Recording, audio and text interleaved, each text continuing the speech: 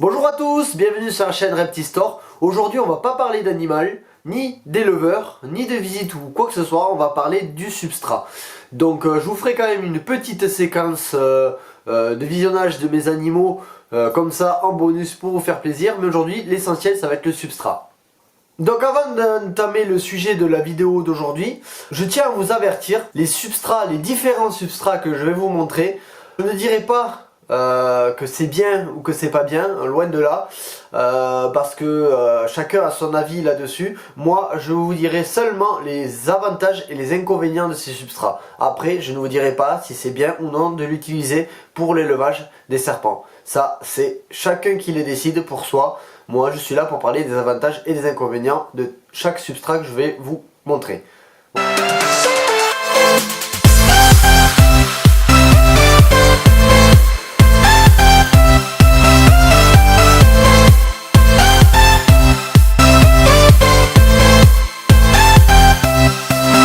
Alors voilà, je vais m'excuser d'avance, mais la vidéo risque d'être un petit peu longue et pas très dynamique, étant donné que je vais surtout vous parler et vous montrer les substrats.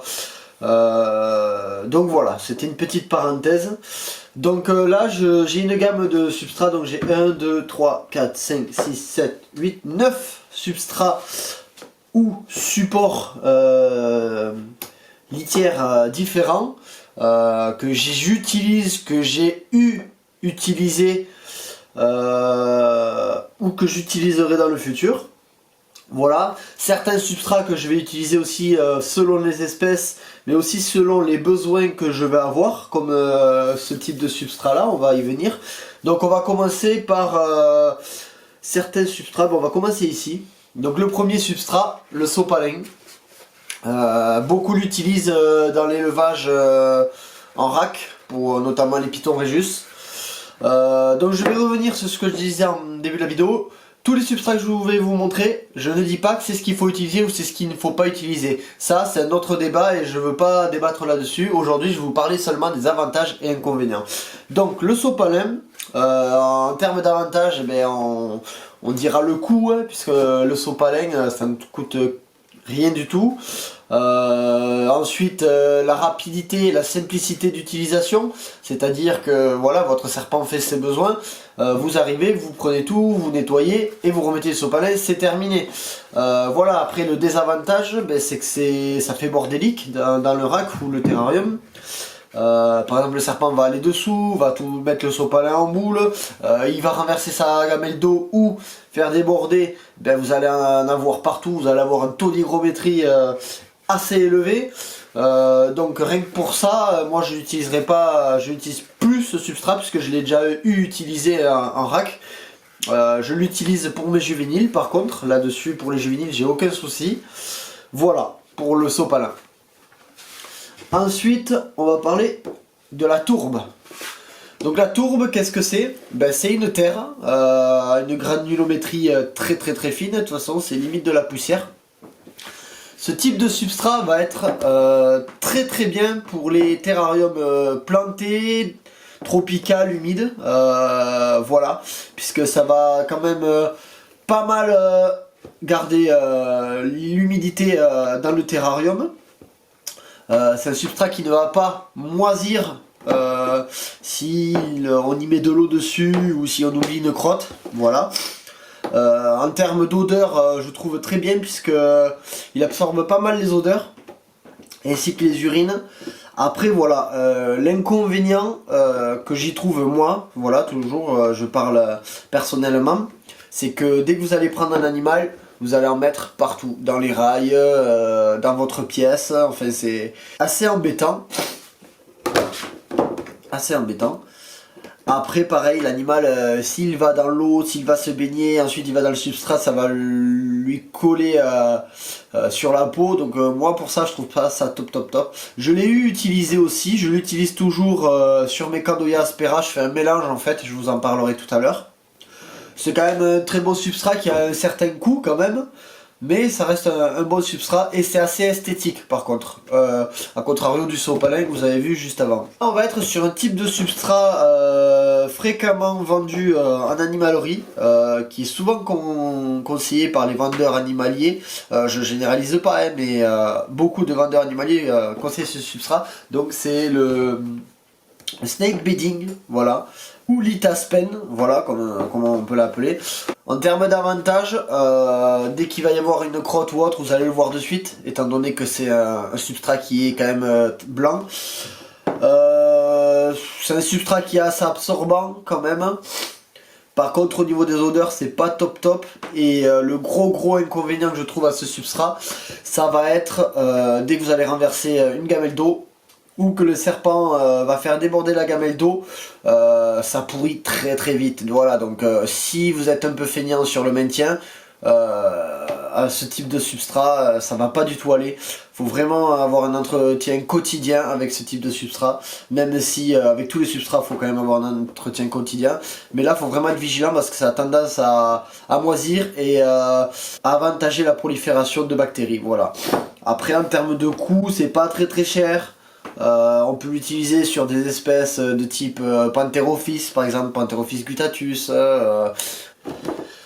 Quatrième substrat, là on est sur de la sphaigne. Donc la sphaigne c'est très bien parce que c'est un substrat qui va favoriser l'humidité, c'est-à-dire par exemple pour une boîte à mue, pour une boîte à ponte, moi je l'utilise en fait que pour ça, que pour les boîtes à ponte. C'est-à-dire que dès que je sais que mes femelles sont à quelques jours de pondre, ben, je vais prendre une auge à maçon et je vais disposer ce substrat que j'aurai avant humidifié. Alors c'est très important de l'humidifier parce que si vous ne l'humidifiez pas, qu'il reste sec, ça va donner tout l'inverse de l'effet recherché, c'est-à-dire que ça va absorber l'humidité ambiante au lieu de donc assécher votre terrarium. Voilà, donc c'est très important de le maintenir humide, pas détremper, voilà, bien humide. C'est un substrat qu'on peut utiliser aussi pour tout ce qui est fouisseur, de type Candoya par exemple, Candoya, Curtus, Montgersmay, voilà, pour maintenir une certaine humidité. Moi j'utilise exclusivement pour la ponte, voilà, dès que j'arrive au terme de la gestation, je dispose une boîte à mue avec ce substrat, et comme ça, les femelles elles pondent dedans et c'est top. Voilà. Après c'est un substrat qui coûte très cher, je trouve, la sphaigne. Mais franchement ça vaut le détour. Alors cinquième et sixième substrat, là on va être sur une gamme de substrats que j'adore, que j'utilise. Alors j'ai mis longtemps avant de m'y mettre, j'étais pas du tout attiré par ce substrat et je l'ai essayé. Et franchement, maintenant, je suis en train de mettre tous mes terrariums sur ce substrat. Ça s'appelle du lignocell. Donc le lignocell, c'est de... Alors si je dis pas de bêtises, il me semble que c'est de l'épicéa. Voilà, donc c'est des copeaux. Vous avez différentes granulométries. Donc ici, j'en ai deux. Là, j'ai un échantillon qui m'a été offert par Ognoz Concept. Donc je le remercie. On est sur une granulométrie un peu plus solide, donc c'est des petits carrés de bois. Je ne l'ai pas testé celui-là encore dans mes terrariums. Je pense que c'est assez bien puisqu'il n'est pas volatile. Par contre dans les rails, c'est assez embêtant. L'avantage c'est que c'est un substrat quand même qui est assez esthétique. Au niveau de l'absorption, je pourrais pas vous en dire plus puisque comme je vous ai dit je l'ai pas encore testé dans mes terrariums. Pour l'instant j'ai juste reçu l'échantillon. Le seul truc que je dirais c'est qu'esthétique c'est assez agréable. En termes d'achat c'est un certain coût c'est sûr. Mais ça reste quand même un coût pour un gros sac. Un gros sac de 12 kg. Donc voilà, ça reste un certain coût à dégager.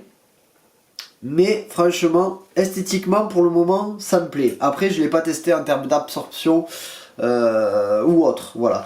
En termes d'ingestion, il n'y a aucun souci sur ce type de substrat.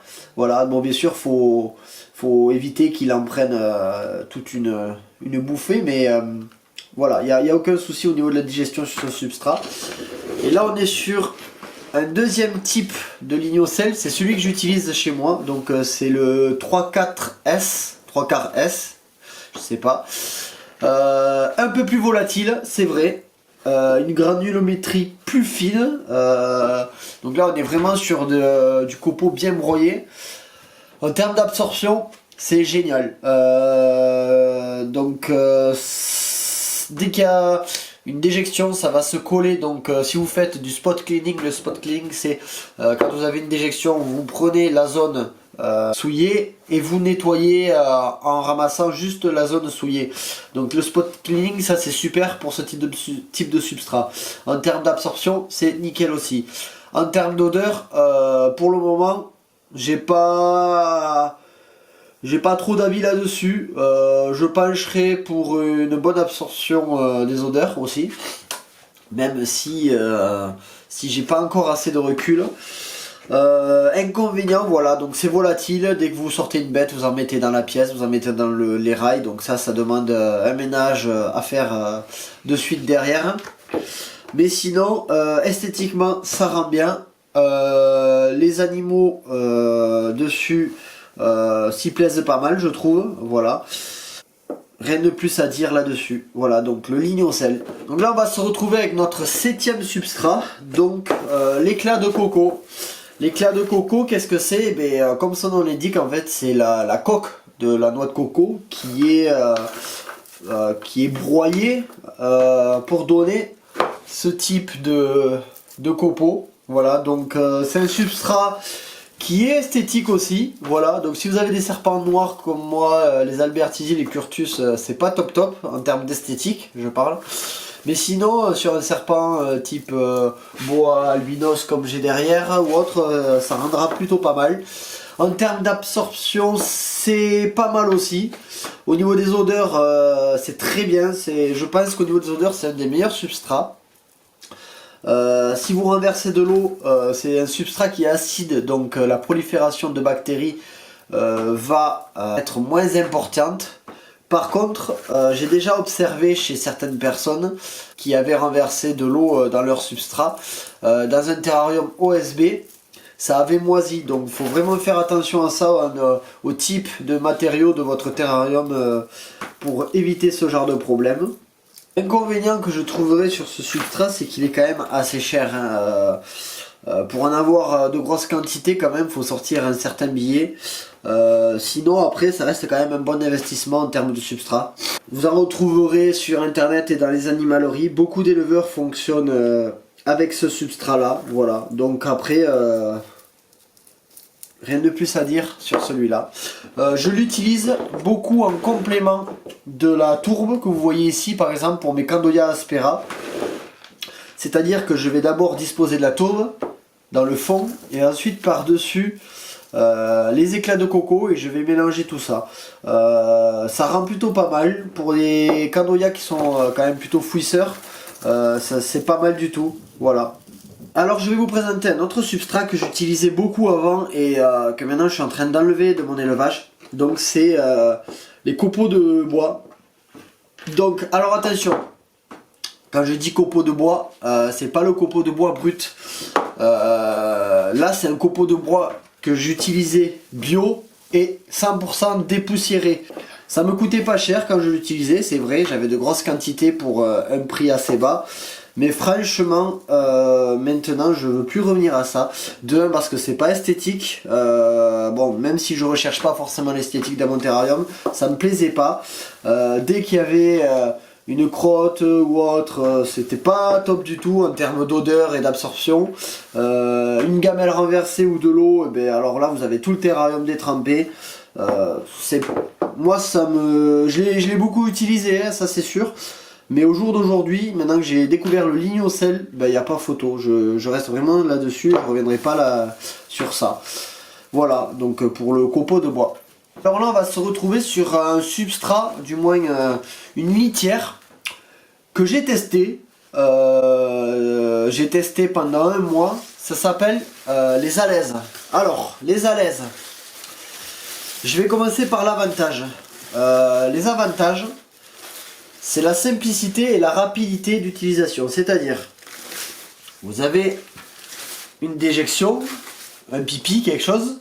Vous prenez votre à l'aise, vous le jetez à la poubelle, vous en remettez d'autres et c'est fini. Donc vous gagnez, c'est sûr, en efficacité, en rapidité et simplicité. Ça c'est clair, il n'y a rien à redire. Par contre, après, que des avantages. C'est pas esthétique du tout. En termes d'absorption d'odeur, alors là, ça vaut rien du tout. C'est sûr, ça va absorber les liquides qui vont être dessus. Ça, c'est sûr, c'est top du top. Mais après, les serpents se mettent dessous. Ils vous mettent les alaises en boule. Donc des fois, ils vont vous faire les déjections à côté. Enfin, pour ça, c'est vraiment pas top du tout. Et ensuite, le gros problème, en discutant avec une éleveuse avec qui je suis en contact, en demandant son avis justement sur les alaises avant de les tester, elle me disait qu'elle a retrouvé un jour un de ces serpents qui avait avalé une alaise et ensuite il l'avait régurgité. Donc elle a eu de la chance, c'est que le serpent l'a régurgité suite à un nourrissage, voilà. Donc l'odeur du rat avait dû rester dessus, ou alors pendant la constriction il a dû attraper la laise. Et bien moi, j'ai failli ne pas y passer loin, c'est-à-dire mon python de Bismarck, donc pour Botrochelys bois, au moment où je le nourris, donc il attrape sa proie, il fait la constriction, il avale sa proie, et puis après je le vois, il commence à chercher sur la laise, et il y avait l'odeur de la souris, donc il a commencé à mordre la laise, à essayer de l'avaler, donc j'ai pu intervenir de suite, et à partir de là je dis non, ça c'est terminé, j'ai testé pendant un mois, je ne reviendrai plus là-dessus. Voilà, donc après, libre à qui que ce soit de l'utiliser. Comme je disais, je suis pas là pour dire il faut utiliser ou non ce substrat. Juste, je vous dis les avantages et les inconvénients. Voilà. Et ensuite, on va être sur le journal. Beaucoup d'éleveurs professionnels l'utilisent. Moi, je l'utilise pour mes racks. Voilà. Pour mes Python Regius. Après, pour les Candoya aspera qui sont en rack, je vous ai dit tout à l'heure, j'utilise un substrat. Donc le journal, pareil que la laise. Donc dès que c'est souillé, vous retirez, vous mettez un journal, c'est terminé. Par contre, c'est pareil, dès que votre serpent va mettre de l'eau dessus ou renverser la gamelle, alors là, vous avez un terrain totalement détrempé. En plus, avec l'encre qu'il y a dessus, il y a des émanations, tout ça, c'est vraiment pas cool du tout. C'est pas du tout esthétique, c'est pratique, c'est sûr, à un moindre coût, mais franchement ça vaut pas le détour non plus. Voilà. Là, la vidéo sur les substrats est terminée. Maintenant je vais vous faire passer une petite séquence de quelques animaux, manière de vous récompenser pour ceux qui auront regardé la vidéo jusqu'à la fin. Je vous dis merci, à bientôt sur Reptistore.